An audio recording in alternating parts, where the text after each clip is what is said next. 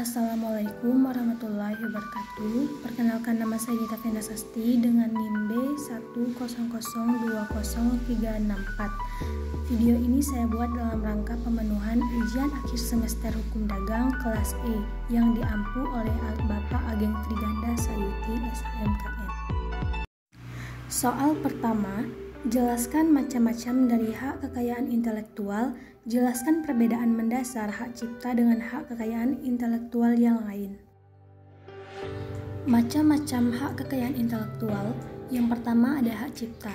Yang dimaksud dengan hak cipta sebagaimana dirumuskan dalam pasal 1 Undang-Undang Nomor 19 Tahun 2002 adalah hak eksklusif yang diberikan oleh negara bagi pencipta atau penerima hak untuk mengumumkan atau memperbanyak hak ciptanya atau memberikan izin untuk itu dengan tidak mengurangi pembatasan-pembatasan menurut peraturan perundang-undangan yang berlaku. Yang kedua, hak atas paten. Hak paten adalah hak khusus atau eksklusif yang diberikan negara bagi inventor untuk melaksanakan paten yang dimilikinya dan melarang orang lain yang tanpa persetujuannya menggunakan hak tersebut, baik untuk paten produk maupun paten proses. Yang ketiga ada hak atas merek. Hak atas merek adalah hak eksklusif yang diberikan negara kepada pemilik merek yang terdaftar dalam daftar umum merek untuk jangka waktu tertentu, memakai sendiri merek tersebut atau memberi izin kepada seseorang atau beberapa orang secara bersama-sama atau badan hukum untuk menggunakannya. Dan yang keempat ada rahasia dagang. Rahasia dagang adalah semua informasi yang tidak diketahui oleh umum di bidang teknologi dan atau bisnis, memiliki nilai ekonomis yang karena berguna dalam kegiatan usaha dan dijaga kerahasiaannya oleh pemilik rahasia dagang. Semula yang dimaksud dengan rahasia dagang adalah formula yang sengaja dirahasiakan sedemikian rupa oleh pemiliknya. Rahasia atas formula ini mempunyai nilai ekonomis, sehingga kebocoran dari rahasia ini akan mengakibatkan kerugian ekonomis bagi pemiliknya. Akan tetapi, dengan perkembangan di bidang informasi dan komunikasi yang ditunjang dengan perkembangan teknologi, maka pengertian rahasia dagang yang terbatas pada formula yang dirahasiakan menjadi kurang berarti. Salah satu perbedaan mendasar antara hak cipta, hak paten, dan hak merek adalah tujuan. Tujuan dari hak cipta adalah menentukan siapa yang berhak mendapatkan keuntungan dari ciptanya. Hal ini tentu saja dilakukan oleh pembuat. Hak paten diberikan kepada seseorang atau sekelompok penemu. Tujuannya untuk menjaga agar hasil invensi tidak diproduksi atau dijual oleh pihak lain. Tujuan utama dari hak merek adalah menghindari adanya pihak lain yang menjual produk atau jasa dengan kesamaan merek. Adapun hal lain yang juga menjadi perbedaan antara hak cipta dengan hak lainnya adalah masa berlakunya. Hak paten yang masuk dalam kategori paten diberikan untuk jangka waktu 20 tahun. Sementara itu, invensi yang masuk dalam kategori paten sederhana mendapat hak paten selama 10 tahun.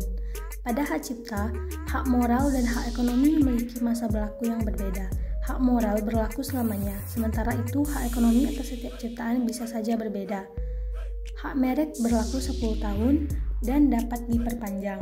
Soal kedua, apa yang dimaksud dengan kepailitan serta tujuan dari pailit? Kepailitan adalah suatu sitaan dan eksekusi atau seluruh kekayaan si debitor atau orang-orang yang berutang untuk kepentingan semua kreditornya atau orang-orang berpiutang. Di Indonesia terkait kepailitan diatur dalam Undang-Undang Nomor 37 Tahun 2004 tentang kepailitan dan PKPU. Dalam Undang-Undang 37 Tahun 2004 menyebutkan kepailitan adalah sita umum atas semua kekayaan debitor pailit yang mengurusan dan pemberasannya dilakukan oleh kurator di bawah pengawasan hakim pengawasan sebagaimana diatur dalam undang-undang ini. J. Hoff mengatakan bahwa hukum kepailitan diadakan untuk mencapai tujuan-tujuan, yaitu yang pertama untuk meningkatkan upaya pengembalian kekayaan. Seluruh harta kekayaan debitor dikumpulkan untuk dilikuidasi secara kolektif. Yang kedua, memberikan perlakuan baik yang seimbang dan yang dapat diperkirakan sebelumnya kepada para kreditor dibayar secara pari passu pro rata parte. Dan yang ketiga, memberikan kesempatan yang praktis untuk reorganisasi perusahaan yang sakit tetapi masih potensial bila kepentingan para kreditor dan kebutuhan sosial dilayani dengan lebih baik dengan mempertahankan debitur dalam kegiatan usahanya. Soal ketiga, jelaskan pengaturan tentang perlindungan konsumen di Indonesia serta jelaskan pula hak-hak dari konsumen menurut undang-undang tersebut.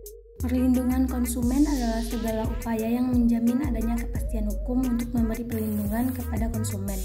Di Indonesia sendiri, perlindungan konsumen diatur dengan Undang-Undang Nomor 8 Tahun 1999 tentang Perlindungan Konsumen.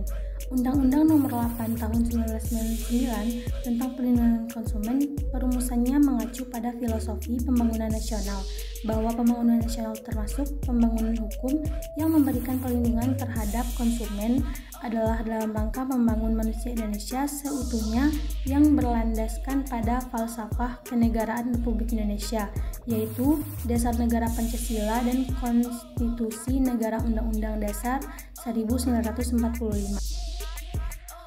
Menurut Undang-Undang Nomor 8 Tahun 1999, hak konsumen adalah yang pertama, hak atas kenyamanan, keamanan, dan keselamatan dalam mengkonsumsi barang dan atau jasa. Kedua, hak untuk memilih barang dan atau jasa, serta mendapatkan barang dan atau jasa tersebut sesuai dengan nilai tukar dan kondisi serta jaminan yang dijanjikan. Yang ketiga, hak atas informasi yang benar, jelas, dan jujur mengenai kondisi dan jaminan barang dan atau jasa. Yang keempat, hak untuk didengar pendapat dan keluhannya atas barang dan atau jasa yang digunakan. Yang kelima, hak untuk mendapatkan advokasi, perlindungan, dan upaya penyelesaian sengketa perlindungan konsumen secara aktif. Yang keenam, hak untuk mendapat pembinaan dan pendidikan konsumen. Yang ketujuh, hak untuk diperlakukan atau dilayani secara benar dan jujur serta tidak diskriminatif. Yang ke-8, hak untuk mendapatkan kompensasi, ganti rugi dan atau penggantian apabila barang dan atau jasa yang diterima tidak sesuai dengan perjanjian atau tidak sebagaimana mestinya. Dan yang ke-9, hak-hak yang diatur dalam ketentuan perundang-undangan lainnya.